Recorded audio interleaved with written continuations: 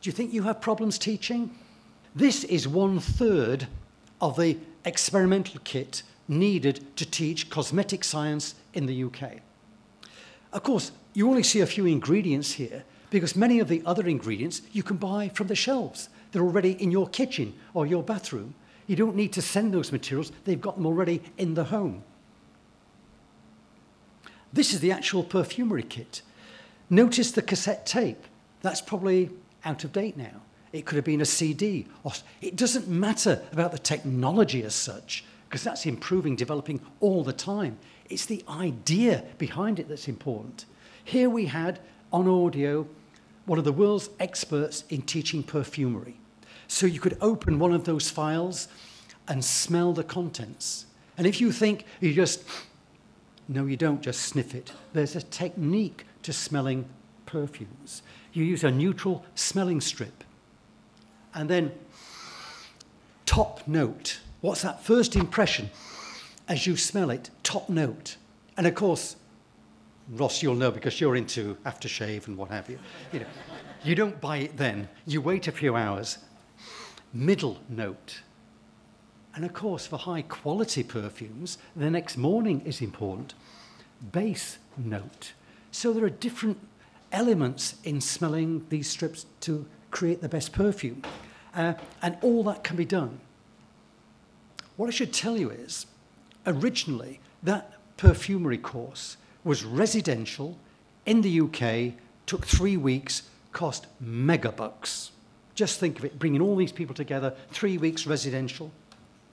This was transformed into a 20-hour self-instructional package sent around the world.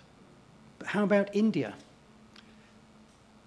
The good news in India is they've got a vast network of trains. So what do? They stick the equipment, the CNIT equipment, on the train and take it all over the country to those remote places. Bangladesh, they use a boat. They stick this kit on a boat and go to the remote villages, training those children, those adults. Not in the use of the technology per se. That's just a tool. That's just a vehicle. It's what they do with that tool that's most important. In Malaysia, specially equipped buses travel around the countryside.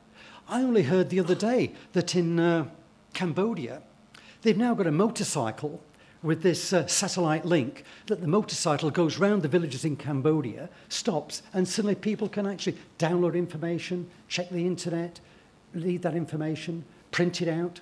Absolutely amazing. The Philippines, I was in Manila a few months ago. The proportion of text messages sent is phenomenal, absolutely phenomenal. They've stopped actually using notice boards in the university now because people don't read them, but they read their cell phone, they read their text message. Life is actually changing. So there's certainly no shortage, and I'm looking forward to Bibo White's presentation on some of the new technologies and how we can use them. That's just a list of the games, the simulations, the laptops, the mobile phones, the avatars, the holograms. The holograms? I suspect I'm living on borrowed time in places like this. Why do I say that? Because Prince Charles, one of the royal family in the UK, unfortunately, he couldn't be in 2 places at once. So what he did recently was send the hologram. And there he was, the hologram on the stage. Everyone knew it wasn't him. He was in London or somewhere else. But we had the technology to bring him here.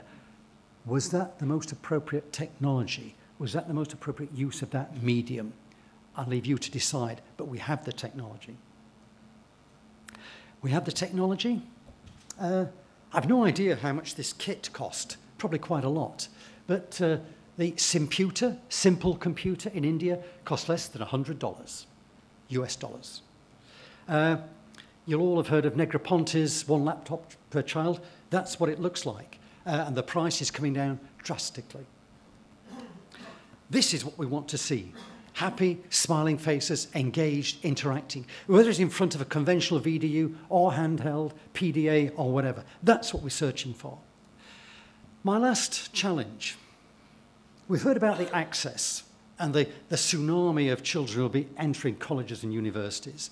We've talked about the appropriate use of media. We've talked about the potential, the power of the new medium. But as good as all that is, It's the quality of the learning experience that's got to be important.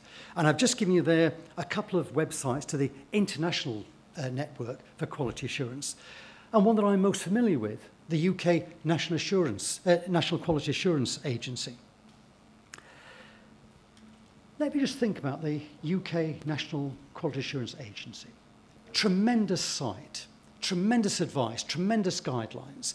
Anyone who were to follow and try and implement those guidelines would find them extremely useful. So what I'm about to say isn't meant to be a major criticism, it's meant to be constructive. Now, whether you look through the quality assurance guidelines in Australia, or in the Philippines, or here in Hong Kong, I think you can always improve upon them. And what I've done, just for the purpose of illustration, I've taken the UK ones, which I think are very good. I think they're very good, but I think they could be strengthened in these areas in terms of preparatory materials and courses. Why do I say that? I don't like to see people fail. I don't like to see, especially adults who've worked long and hard to earn that money, to pay it to the university, to tell all their friends, all their relatives that they're studying with the university. 6 weeks, 2 months later to say, I am stupid, I am dropping out, because they didn't have the required skills. Not impossible skills, they could easily learn them, but they didn't have the time to learn them before they started. What about the quality of briefing and training of tutors? Critical. Certainly my experience here while I've been in Hong Kong is many of, I'm sorry to say this, many of the most able senior professors don't do much teaching. It's often given to others to do that teaching.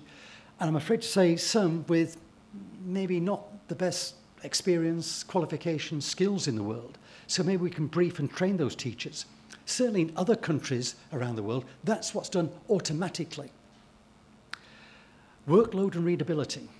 Why do I think this is important?